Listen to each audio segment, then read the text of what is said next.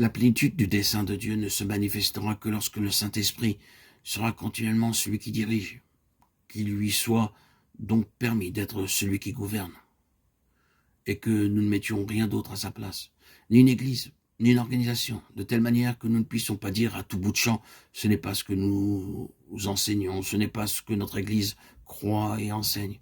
Faire cela, c'est mettre quelque chose en travers de la route du Saint-Esprit. Le Saint-Esprit doit être le seul responsable et il doit être libre. C'est à l'égard de cela précisément que les apôtres ont dû batailler avant de pouvoir par la suite être élargis spirituellement. Et nous verrons cela quand nous progresserons. Le plein dessein de Dieu prend réellement forme quand le Saint-Esprit peut exercer son autorité sur nous. C'est quelque chose d'infiniment plus grand que les temps et les périodes. Prenez garde à ces choses car elles vous conduiront vers des limitations. Beaucoup de gens sont préoccupés par le domaine prophétique. Mais l'homme fait cela depuis des siècles.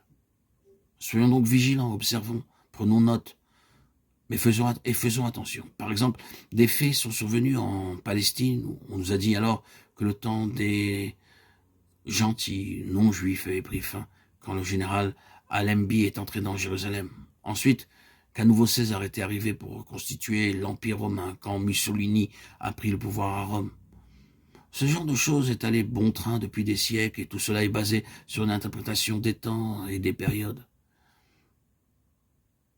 La question, ce n'est pas qu'il y ait ou pas des temps ou des périodes, ni qu'il y ait des mouvements dans le plan de Dieu avec leurs caractéristiques particulières et qu'ils puissent être identifiés. Il y a quelque chose d'infiniment plus grand que tout cela. C'est l'aspect divin et non pas terrestre qui est en vue dans le livre des Actes. C'est pourquoi, après avoir dit cela, il fut élevé. À partir de ce fait, c'est devenu une affaire céleste. Plus tard, l'apôtre Paul emploiera l'expression suivante, car l'Esprit sonde tout, même les profondeurs de Dieu. 1 Corinthiens 22, 10. L'Esprit sonde les profondeurs de Dieu, ou les choses profondes de Dieu. C'est quelque chose de transcendatalement plus grand que les temps et les périodes. Et si le Saint-Esprit est réellement responsable, il n'y aura pas de mystère dans ce que Dieu révélera. Des choses que l'œil n'a point vues, que l'oreille n'a point entendues et qui ne sont point montées au cœur de l'homme. C'est dans ce vaste domaine que le Saint-Esprit voudrait nous introduire et nous devons prendre garde de ne pas associer le Saint-Esprit avec ce qui est fait par l'homme, ni avec des institutions humaines. Nous devons être ouverts à l'égard de l'Esprit. C'est alors que nous serons surpris et que notre véritable discipline commencera. Cessez d'avoir une mentalité figée.